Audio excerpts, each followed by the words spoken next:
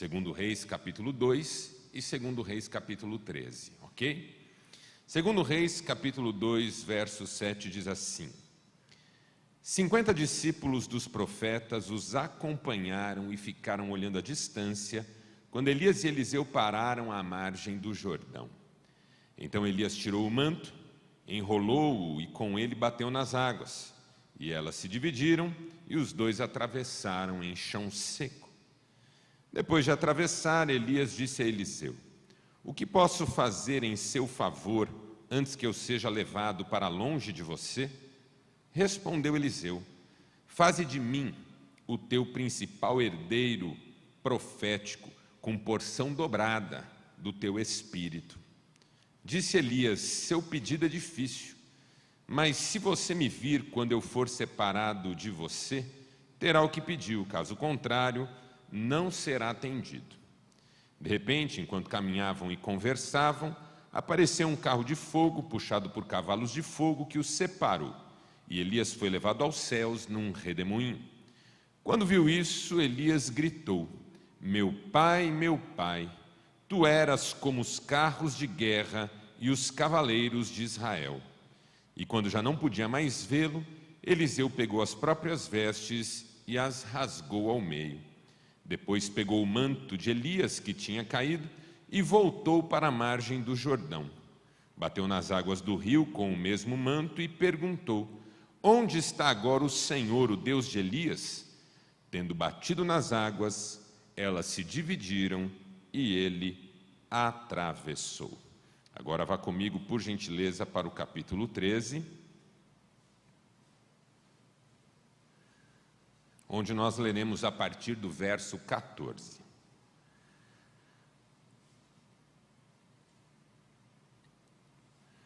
Ora, Eliseu estava sofrendo da doença da qual morreria. Então Jeoás, rei de Israel, foi visitá-lo, e curvado sobre ele chorou, gritando: meu pai, tu és como os carros e os cavaleiros de Israel. Eliseu lhe disse: traga um arco e algumas flechas.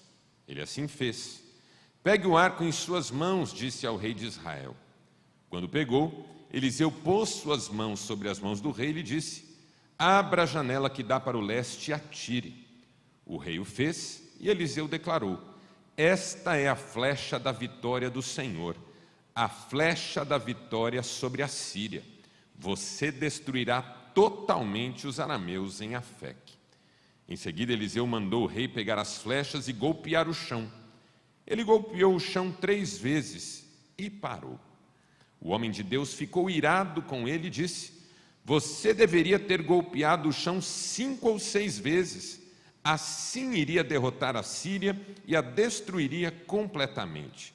Mas agora você a vencerá somente 3 vezes. Então Eliseu morreu e foi sepultado. Tropas moabitas costumavam entrar no país a cada primavera.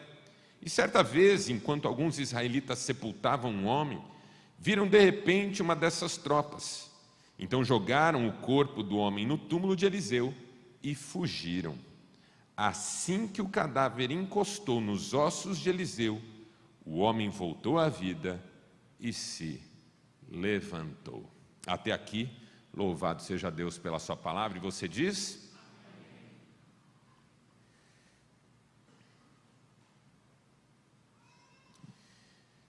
Existem 2 modos, 2 jeitos, 2 maneiras de viver a vida. Orientado ou orientada pela excelência, pela totalidade, pela intensidade, ou orientada pela mediocridade, pela lei do mínimo esforço, pela zona de conforto e sua manutenção.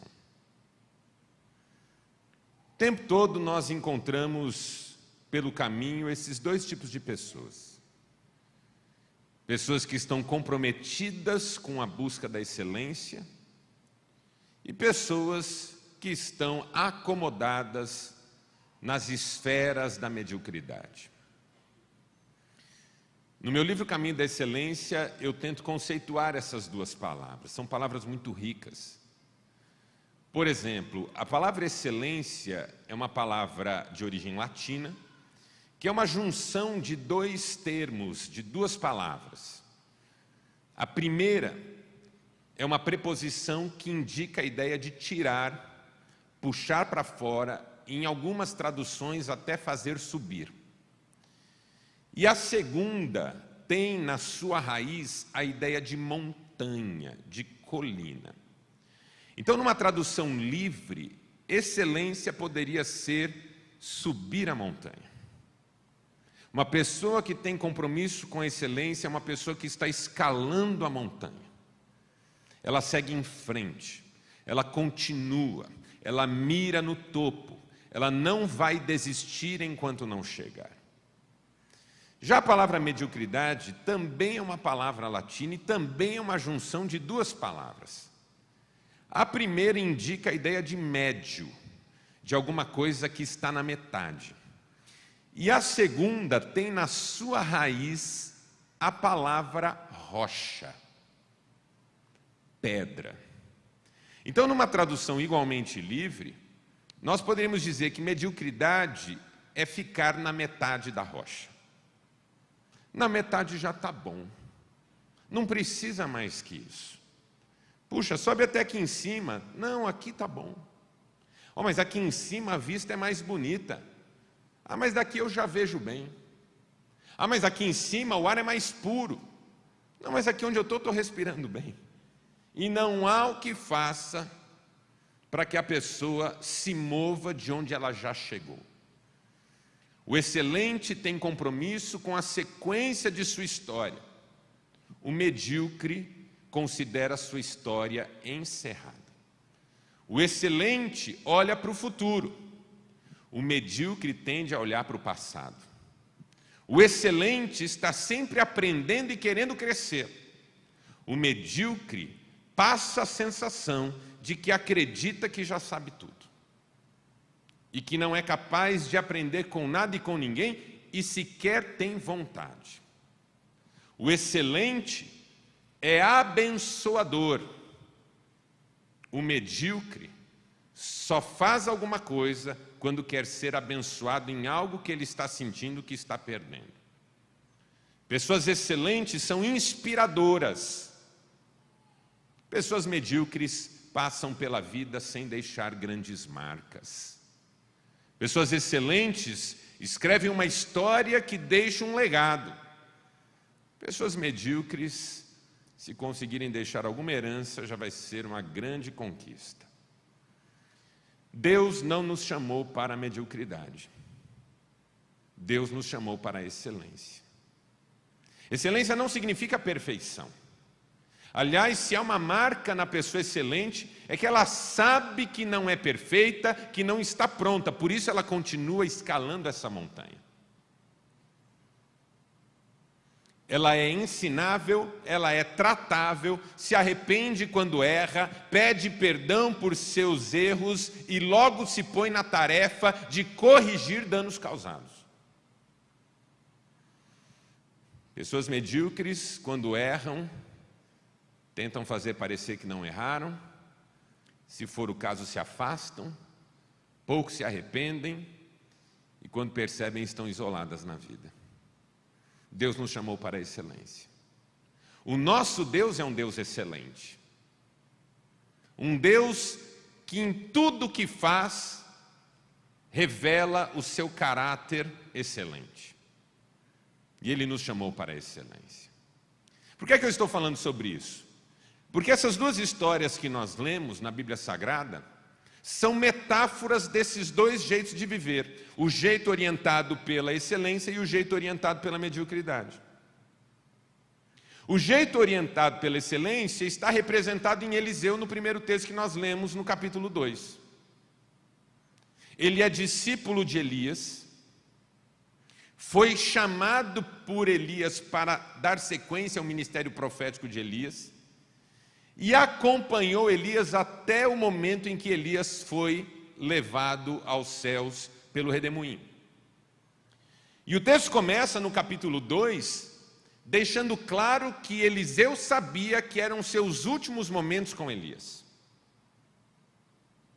Os profetas o abordaram e disseram: você sabe que Elias será tomado, não sabe? E ele dizia: eu sei. Quando ele chegou até o Jordão com Elias, Elias disse: Eliseu, fique aqui que eu vou do outro lado. Eliseu disse: de jeito nenhum, eu vou com você até o fim. Porque essa é uma marca de gente excelente. Não fica pelo caminho, vai até o fim. Casamentos excelentes não se caracterizam apenas pela intensidade do relacionamento do casal, mas pela manutenção desse relacionamento no longo prazo. Casais excelentes vão até o fim. Nenhum casamento excelente fica para cá do Jordão, todos eles vão para lá do Jordão. Pessoas medíocres desistem na primeira barreira, no primeiro obstáculo, na primeira dificuldade. Pessoas medíocres não têm resiliência. Pessoas excelentes estão comprometidas com a trajetória completa, vão até o final. Eliseu disse para Elias: eu vou com você até o fim. Mas eu serei tomado de você, eu vou com você até o fim. Eles atravessam o Jordão, e a travessia do Jordão é maravilhosa porque Elias tira o seu manto. Desde Josué se sabe que para atravessar o Jordão não precisa de ponte nem de barco, é só mandar abrir. Elias bate nas águas com seu manto e as águas se abrem. E eles passam a pés secos.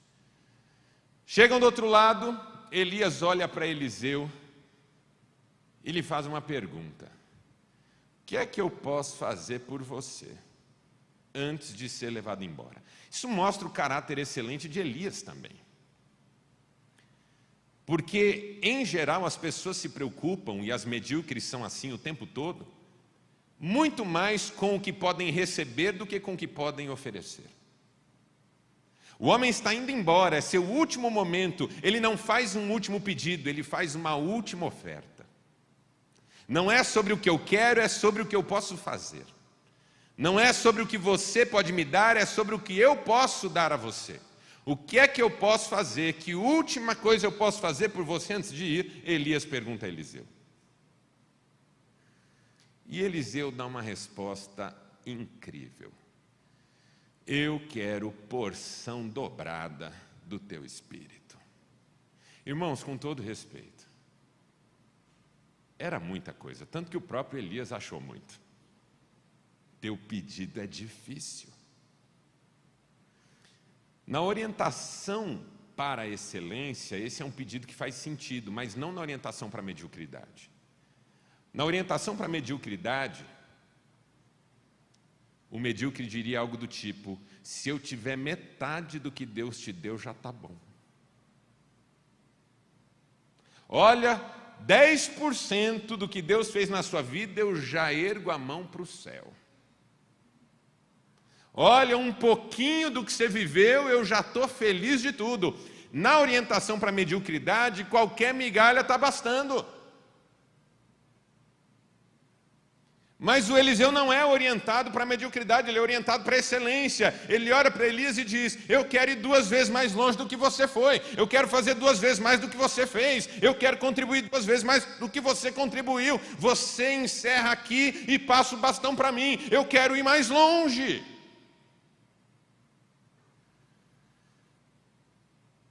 O Elias fica encantado com Eliseu. Teu pedido é difícil, mas se você me vir quando eu for tomado de ti, é porque Deus está atendendo o seu pedido. Se não, fica por isso mesmo. Incrível, porque o próprio Elias tem que ser tomado nesse momento por uma poderosa humildade espiritual. Saber que o seu sucessor vai mais longe do que ele. Que é o que pais deveriam sentir em relação a seus filhos. Saber que seus filhos vão mais longe. Porque até onde os pais foram, os filhos chegaram automaticamente. Dali para adiante podem ir muito mais longe. Por isso que a Bíblia chama os filhos de flechas na mão do guerreiro. Por que a Bíblia chama os filhos de flechas e não de espadas? Porque a espada só vai até onde a mão alcança. a flecha vai até onde o arco for capaz de lançá-la. Tem muito pai, muita mãe criando filho como espada, não sai da mão. Pode até ser cortante, pode até ser de bom material, pode até ser útil e eficaz, mas não sai da mão. Filhos que são criados para serem a realização de sonhos que escaparam aos pais. Pais espirituais tratam os filhos como flechas, porque a flecha depende do arco, da extensão do arco, até do vento. Pais espirituais criam seus filhos para que vão onde Deus os levar, para que sejam quem Deus quer que sejam. Uma vez saídos das minhas mãos, já não tenho mais controle, o controle é de Deus. Isso vale para tudo na vida, para o sucessor no trabalho, para o sucessor no ministério. Você desejar que ele vá mais longe do que você foi, porque você chega até um ponto, muitas vezes ele vai poder partir do ponto em que você chegou. Que bênção, quando alguém pode partir de onde se chegou e não precisa voltar a estaca zero. Na vida orientada pela mediocridade, nós estamos sempre voltando a estaca zero.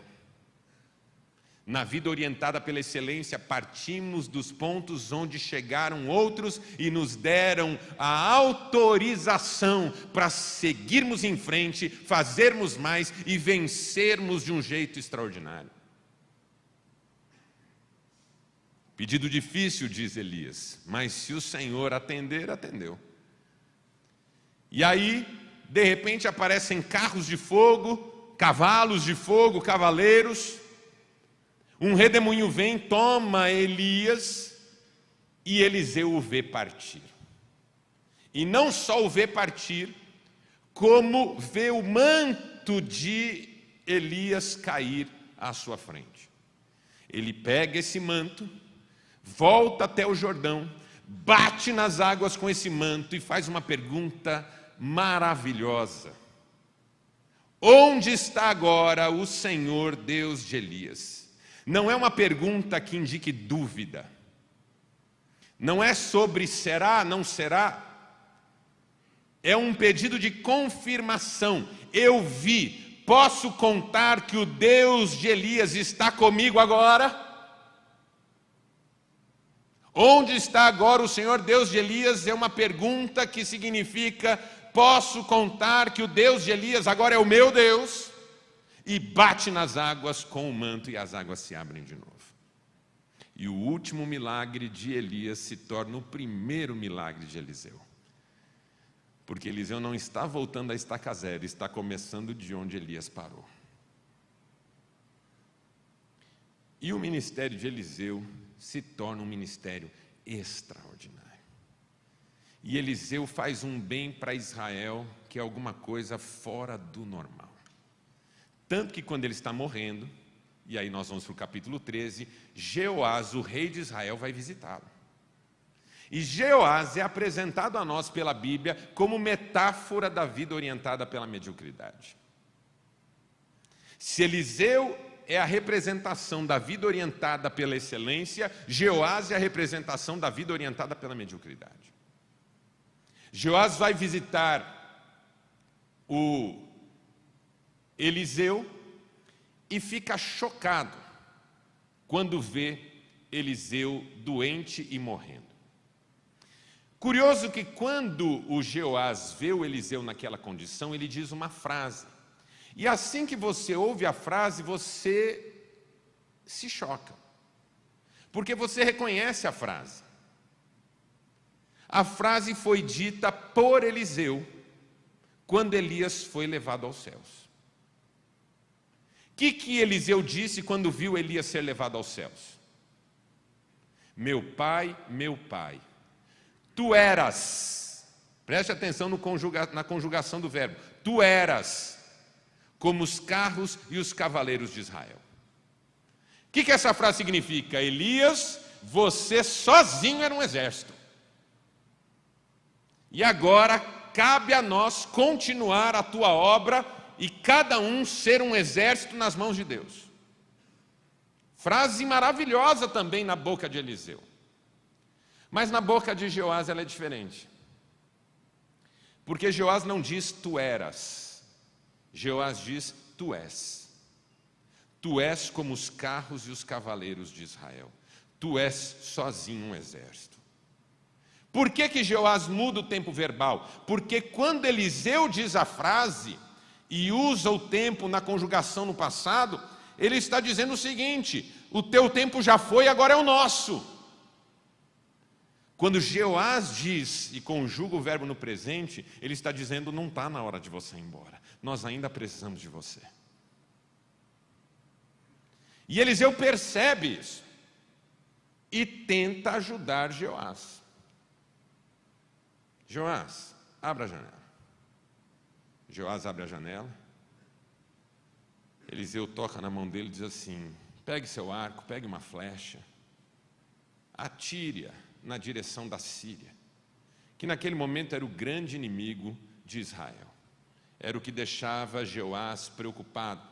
A Síria era mais poderosa, virava e mexia, se insinuava contra Israel.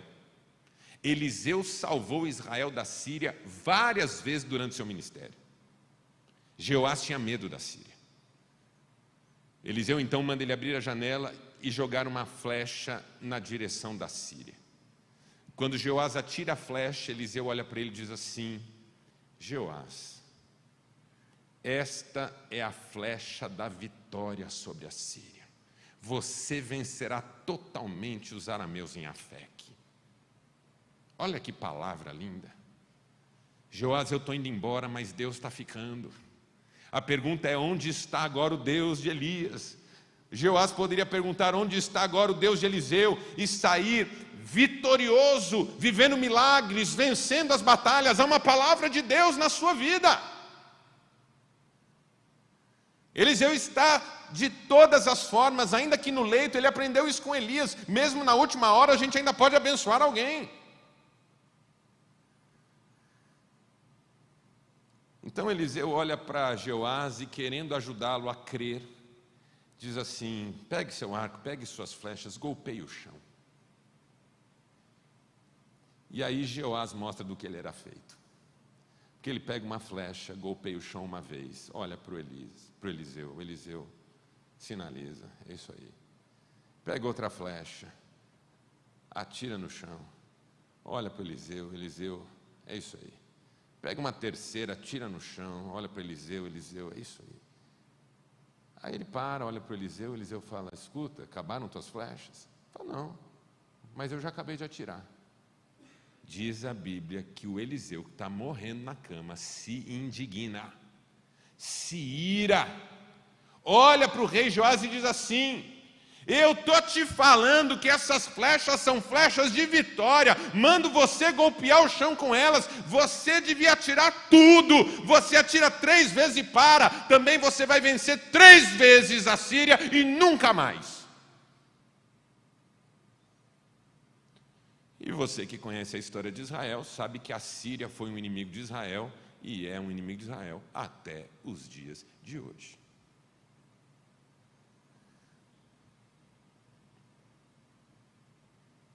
Por causa de um homem que foi até a metade da rocha e julgou que ali já estava bom. Por causa de um homem que atirou 3 flechas ao chão e decidiu que era o suficiente. Por causa de um homem que estava diante de outro, cuja vida foi toda orientada pela excelência, e ainda assim fez a opção pela mediocridade. Que tragédia! Que tragédia uma pessoa imbuída de responsabilidade, investida de autoridade, agraciada com poder, fazer a opção da mediocridade. Que triste quando um marido faz a opção pela mediocridade. Sua esposa diz: bem, os seus filhos sentem sua falta, eu sinto sua falta, Você não dá o seu tempo para nós, está ausente, negligenciando a sua casa. O marido olha e diz assim: tá bom, sexta-feira, se eu ficar em casa à noite, você fica feliz? Querido, não estou pedindo um horário na sua agenda, estou pedindo um marido excelente. Não estou pedindo para você reorganizar a sua agenda e acrescentar uma noite a mais. Estou pedindo para você cumprir seu papel. Pessoas medíocres sempre perguntam pelo mínimo necessário. Seu filho, quando escolhe a mediocridade, você quer esganá-lo. Ele volta com nota 4 na prova, valia 10. Filho, que 4 é esse? Ah, eu só precisava de 4. Filho, está de castigo, menino. Você não estuda para tirar a nota que precisa, você estuda para aprender. Não é sobre o mínimo necessário, é sobre o máximo que você pode dar. Pessoas medíocres estão sempre procurando zonas de conforto. Pessoas excelentes estão sempre buscando algo mais. Não porque são insatisfeitas, mas porque sabem que podem fazer mais. Não como quem não tem limite, mas como quem não tem cadeias. Não como quem não reconhece seus próprios limites e fraquezas, mas como quem não se deixa aprisionar. Se eu casei, eu quero ser um marido excelente. Se eu tive filhos, quero ser um pai, uma mãe excelente. Se eu assumir um ministério na igreja, eu quero cumpri-lo de forma excelente. A Bíblia diz: maldito o que faz a obra do Senhor relaxadamente. Não sou eu quem estou dizendo, é a Bíblia Sagrada quem diz. Nosso Deus é um Deus excelente, merece toda a honra e toda a glória do melhor que possamos fazer. Eliseu entendia isso. Quando teve oportunidade, ele pediu 2 vezes mais. Jeoás não entendeu isso. Quando teve oportunidade, foi até a metade do caminho. E por isso, teve que amargar a inimizade contra a Síria em todo o seu reinado, os reinados subsequentes e até os dias de hoje. Tudo porque um homem preferiu a mediocridade à excelência. Quando você escolhe a excelência, o primeiro passo que você dá é na direção da compreensão de que a vida com Deus envolve totalidade. O que é que Jesus nos ensinou? Jesus nos ensinou que o reino de Deus exige totalidade. Quem põe a mão no arado e olha para trás não é apto ao reino dos céus. Quem quiser me seguir e não renunciar a tudo mais não pode ser meu discípulo. Quem amar seu pai, sua mãe, seus irmãos, seu cônjuge, seus filhos, sua casa, sua vida mais do que a mim, não é digno de mim. Jesus não está dizendo que você não pode amar mais ninguém. Jesus está dizendo que ele precisa ser o amor maior na sua vida. Totalidade. Deus nos quer por inteiro. E muitos de nós não vivemos a vida que poderíamos viver na presença de Deus porque nos entregamos por partes. Há áreas da nossa vida que ainda não estão entregues. Pode ser uma área emocional, pode ser uma área relacional, pode ser uma área financeira, mas alguma coisa ainda é mais nossa do que de Deus. A Bíblia nos chama a totalidade. Por exemplo, 4 áreas em que a Bíblia nos chama a totalidade. Amor. Como é que a Bíblia nos ensina a amar? Um dia alguém perguntou para Jesus: mestre, qual é o maior dos mandamentos? O que Jesus respondeu? O maior dos mandamentos é: ouve, ó Israel, o Senhor teu Deus é o único Senhor. Amarás, pois, o Senhor teu Deus de todo o teu coração, com toda a tua alma, com todas as tuas forças e com todo o teu entendimento. Totalidade. Coração. O que a Bíblia ensina sobre o coração? Dele procedem as saídas da vida. O coração é a representação da interioridade mais profunda. O âmago da vida. Todo o teu coração, toda a tua alma. O que os judeus entendiam por alma?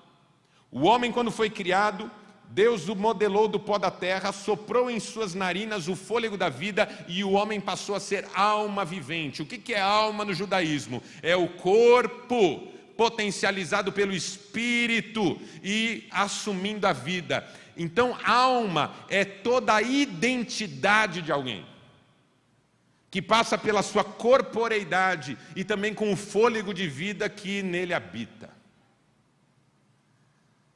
Então, com toda a minha interioridade mais profunda, o âmago, com toda a expressão da minha identidade na vida, com todas as forças no texto bíblico, a palavra que Jesus usa indica todos os recursos que alguém tem à sua disposição.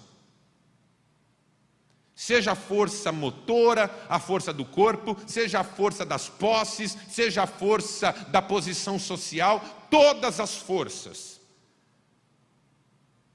E entendimento, capacidade cognitiva, a mente de uma pessoa, tudo que ela é capaz de saber, de aprender, de ensinar, de prospectar, as ideias que ela tem, tudo isso a serviço de Deus, tudo isso sendo expressão do amor a Deus. Jesus está dizendo, tudo que te diz respeito, use para amar o Senhor.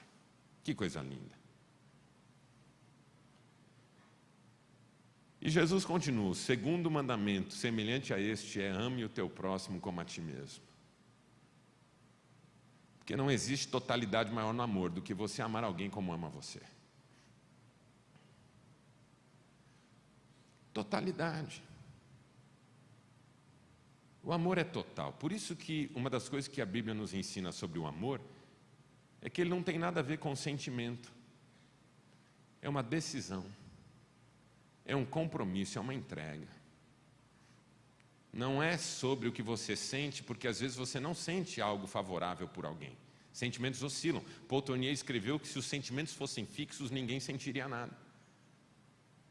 Sentimentos oscilam, e oscilam porque algo muda nas circunstâncias, e as circunstâncias não estão sob controle, muitas vezes. Por isso eu não posso dominar meus sentimentos, eles acompanham as circunstâncias. Até mães que são o símbolo maior do amor, sabem o que é oscilação por causa de circunstâncias. Que mãe normal nunca desejou esganar um filho?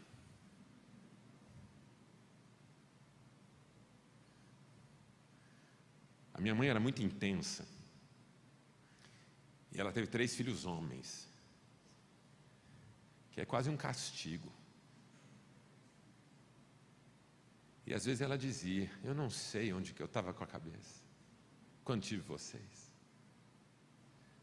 Uma frase que eu gostava dela é quando ela dizia assim, vocês vão ver, um dia vocês vão chegar e eu vou estar mortinha nesse chão. Nós tínhamos 6, 4, 2. Por mais que ela nos amava, havia momento em que os seus sentimentos em relação a nós oscilavam. Minha mulher aprendeu a lidar com isso de forma brilhante, porque às vezes ela olha para mim e diz assim, eu estou com muita raiva de você. Aí eu olho para ela e digo assim, mas você tem que me amar. Ela olha para mim e diz, eu te amo, mas estou com muita raiva de você. Ela conseguiu entender que são coisas diferentes, de mundos diferentes, de ordens diferentes. A decisão que eu tenho de amar você, de permanecer ao seu lado, de continuar fazendo o que Deus me chamou para fazer na sua vida, está mantida. Mas meus sentimentos nesse momento não são os mais favoráveis, então não me provoque. Amor não é sentimento. Também é por isso que a Bíblia Sagrada nos ensina que amor não é simplesmente atitude. Porque houve uma época na igreja, eu falo sobre isso há quase 30 anos. Primeira vez que eu falei sobre amor é decisão, escrevi um texto sobre isso, eu tinha 20 anos. Porque a igreja naquele momento dizia, amar é agir. No catolicismo, o mote era, amor é caridade. E a igreja cristã entendia que amar era fazer. Só que nada é menos bíblico do que isso. Não que fazer não seja importante, mas amar não é fazer. E quem deixa isso claro com todas as letras é o apóstolo Paulo. Quando ele escreve sobre o amor, ele faz essa distinção à medida em que ele diz, ainda que eu dê todos os meus bens para os pobres e entregue o meu próprio corpo para ser queimado no fogo, se eu não tiver amor, nada disso valerá. O que Paulo estava dizendo é, uma pessoa é capaz dos mais nobres gestos com motivações que não são motivações do amor. Amar não é sobre o que você sente, nem sobre o que você faz. O pai que chega em casa e diz, claro que eu amo vocês, eu não deixo faltar nada nessa casa. Isso não é amor, meu querido. Muitos homens usam isso até para se esconderem do desafio de amar. O amor é a permanente decisão, tomada em favor do outro, para ser na vida dele o melhor que se pode ser, de modo que ele sinta pela minha vida o amor de Deus por ele. Isso é amor. Mesmo quando eu não posso fazer nada. Eu estava num leito de UTI, não podia me mexer, e amava a minha mulher totalmente. E dizia isso para ela. Porque às vezes, quando nada pode ser feito, algo pode ser dito.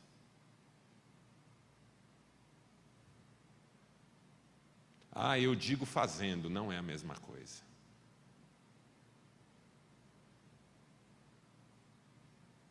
Ah, meu filho sabe que eu amo, eu não deixo faltar nada em casa, eu pago tudo para ele, eu dou presente para ele. Nada substitui uma palavra certa na hora certa. Nós somos seres da palavra. Nós somos criados pela palavra. Nós somos chamados à vida pela palavra. Até na psicanálise nós dizemos que nós somos chamados à vida pela fala do outro. Nós somos o discurso do outro. Antes de nascermos, alguém falou sobre nós. Nos nominou. Somos seres da linguagem. A linguagem é fundadora do inconsciente. Toda a nossa vida gira em torno da palavra.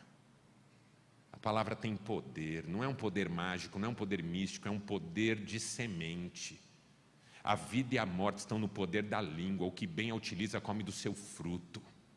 Palavras agradáveis são como favos de mel, são doces para o paladar e medicina para o corpo. Um presente não cura um filho, uma palavra do pai cura. Você pode dar um carro para o seu filho e adoecê-lo, mas uma palavra bendita vai curá-lo. Você pode dar roupas para sua esposa e joias, e ela pode adoecer. Uma palavra bendita vai curá-la. Por isso que o maior equívoco da igreja contemporânea é confundir bênção com coisas. No Antigo Testamento, o conceito de bênção estava intimamente relacionado ao que Deus dizia sobre o seu povo. Quando Deus chamou Moisés e disse, eu não vou mais com o meu povo, porque é um povo obstinado, é um povo rebelde, e eu vou acabar destruindo, é um povo que em nada me obedece, eu vou mandar um anjo, e o anjo vai conduzir só para cumprir a promessa que eu fiz. Não só Moisés não aceitou, dizendo, se não fores conosco, não nos faça sair, como o povo, quando ouviu essas palavras, ficou triste. Deus falou mal de nós. Porque a ideia de bênção original é bendizer. Abençoar é bendizer. Uma pessoa bendita não é uma pessoa que tem coisas, é uma pessoa de quem Deus pode falar bem. Jó não tinha nada, estava sofrendo. O diabo compareceu diante de Deus e Deus falou bem de Jó.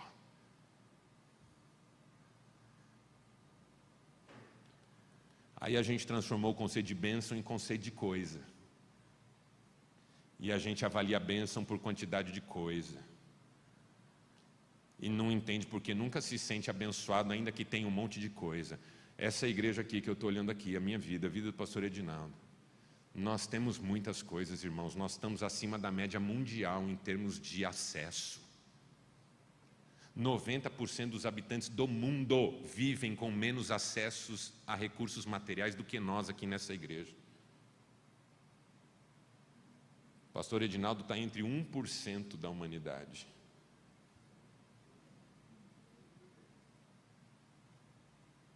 Nós somos muito privilegiados, mas nós não nos sentimos assim. Porque nós consumimos as coisas que Deus nos dá, mas estamos afastados da palavra que Deus nos fala. Todo dia eu lido com as coisas que Deus me dá, mas não é todo dia que eu lido com a palavra que Deus me fala.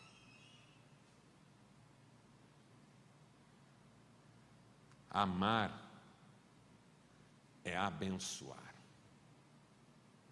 Deus me abençoa todos os dias com a sua palavra. Por isso o salmista diz: a tua palavra é mais valiosa que o ouro, do que muito ouro fino.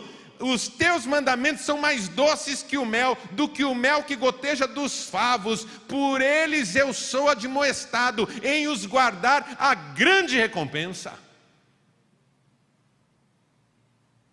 Você pode dizer amém para isso? Ninguém é mais abençoado do que alguém que ouve Deus. Ninguém é mais abençoado do que aquele que está em paz com a palavra de Deus. O Deus que é amor nos deu a sua palavra, mesmo quando nos nega coisas. Mesmo quando eventualmente se ira conosco, porque Deus é amor, mas se ira. Sentimento e amor são coisas diferentes.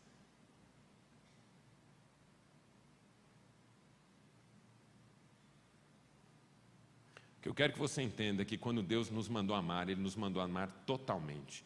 É um compromisso com a excelência. Outro exemplo, perdão. Como é que Deus nos ensina a perdoar? Como é que a Bíblia nos ensina a perdoar? Como é que Jesus nos ensinou a perdoar? Totalmente.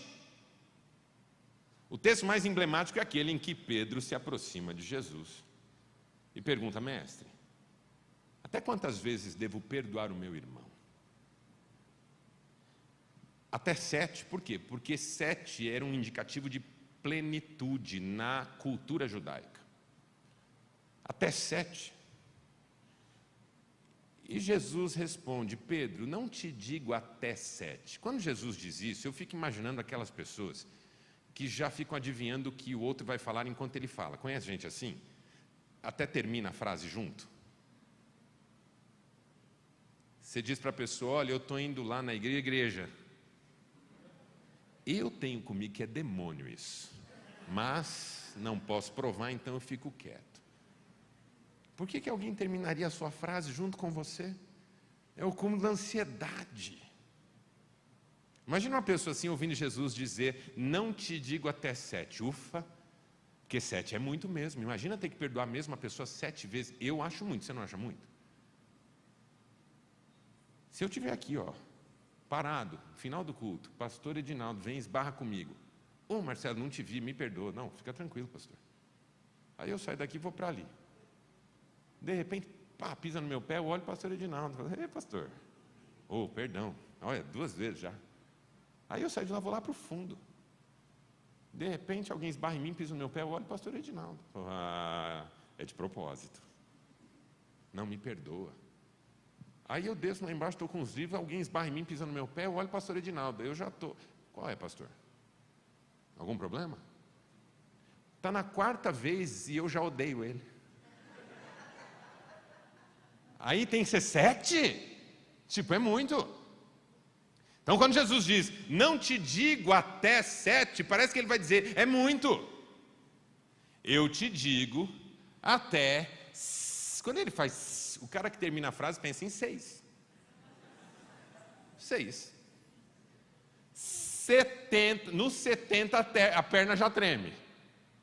Vezes, aí ele fica vezes 1, vezes 1, vezes 1. 7. Que tal o incrível número de 490 vezes? Aí um dia eu falei sobre isso no encontro de mulheres, falei assim, nem o diabo pisa tanto na bola com a gente. Aí uma senhora na terceira fileira falou assim, pois meu marido já passou esse número. Falei, bom, a irmã é um caso que eu não sei avaliar. Jesus não está dando um número, Jesus está apenas dizendo para Pedro, Pedro é ilimitado. É ilimitado. Na oração, Jesus diz, perdoa-nos, assim como nós perdoamos. É ilimitado, porque eu preciso de perdão ilimitado. Ah, se eu pecasse só 490 vezes na vida, hein? Estaria muito melhor hoje. Eu preciso de perdão ilimitado. Então o compromisso com o perdão é total, não está condicionado à gravidade da ofensa, não está condicionado à pessoa, nem à quantidade de vezes em que ela precisa disso, é um compromisso com a totalidade, é um compromisso com a excelência. Assim como eu tenho que ser excelente no desafio do amor, eu tenho que ser excelente no desafio do perdão. É a Bíblia que diz isso, não sou eu que estou dizendo. Até porque eu também não gosto de perdoar. Ou você acha que é gostoso perdoar? Perdoar é difícil toda a vida. Por que a gente perdoa? Por causa do Senhor. Não é por nossa causa. Outra área em que a Bíblia nos ensina a totalidade. Gratidão. O apóstolo Paulo escreveu aos Tessalonicenses, em tudo deem graças. Aí um dia eu fui fazer um estudo desse texto no original grego. Peguei a palavra que é traduzida por tudo, fui na etimologia dela, fiz uma pesquisa sobre as aplicações que ela tem em toda a Bíblia e cheguei a uma conclusão curiosíssima. Tudo significa tudo. Tudo mesmo. Tudinho. Tudinho da Silva, se você preferir. É tudo. Coisa ruim também, coisa ruim também. Provação também, provação também. Gratidão total. Em tudo deem graças. Em tudo. Isso é compromisso com excelência. Em tudo agradecer. Quando você começa a agradecer em tudo, não como quem se alegra na dificuldade, mas como quem confia no Senhor. Porque uma das coisas que eu digo há muitos anos também é que gratidão é um sinal de inteligência, porque toda pessoa grata sabe que aquela circunstância não é definitiva, não tem a última palavra. Como na história que eu conto de vez em quando, do pai que deu falta do filho, propriedade rural, procurou por toda a propriedade, não encontrou o menino, criança, foi até o vizinho e disse, vizinho, me ajude a procurar meu filho, eu não acho em lugar nenhum, estou desconfiado que ele sumiu na mata e deve ter se perdido. Aí o vizinho falou, rapaz, que azar, menino perdido na mata, essa mata é perigosa, tem bicho, tem tantos perigos, que azar. O homem disse, calma, vamos agradecer porque eu dei falta dele a tempo, quem sabe a gente acha. E aí saíram procurando o menino. Depois de um tempo procurando, acharam o menino preso na mata. Enquanto o vizinho resgatava a criança, por ser mais habilidoso, aquele pai olhou e viu uns cavalos soltos, cavalos puro sangue, soltos. Ele foi lá e laçou os cavalos para levar para casa. No caminho o vizinho falou, que sorte, hein? Achamos teu filho, se ainda achou esses cavalos, devem valer um dinheiraço. Por enquanto vamos agradecer que achei meu filho bem, e se Deus quer que eu fique com esses cavalos, vou ficar com eles. Passou um tempo, uns ladrões souberam que havia cavalos de valor naquela região, foram assaltar a propriedade. O menino mais velho daquele homem reagiu, os ladrões atiraram na perna dele, ele perdeu os movimentos da perna. O vizinho foi visitar e falou, que azar, hein? Você foi trazer os cavalos, aí seu filho agora tomou um tiro na perna, não pode andar. Aí aquele pai disse, vamos agradecer por enquanto, pelo menos meu filho está vivo. Passou um tempo, eclodiu uma guerra naquela região, todos os jovens foram convocados para a guerra, menos aquele jovem porque ele não tinha o movimento da perna. O vizinho foi lá e falou, que sorte, hein? Você já entendeu que essa história não tem fim. Porque a questão é o seguinte, nenhuma circunstância tem a última palavra na vida de ninguém. Então por que eu agradeço? Porque eu sei, eu creio que o meu Deus está no controle de todas as coisas, e Ele age em todas as coisas para o bem dos que o amam, e se Ele está permitindo isso, Ele tem o melhor para mim. Então eu agradeço. Agradeço pela prova, agradeço pela perda, agradeço pela dor, agradeço pela tristeza, agradeço pelo revés. É fácil? Não, não é fácil. O caminho da excelência não é fácil. Amar totalmente não é fácil, perdoar totalmente não é fácil, agradecer totalmente não é fácil. Mas a quarta área em que a Bíblia nos manda ser totais é na entrega.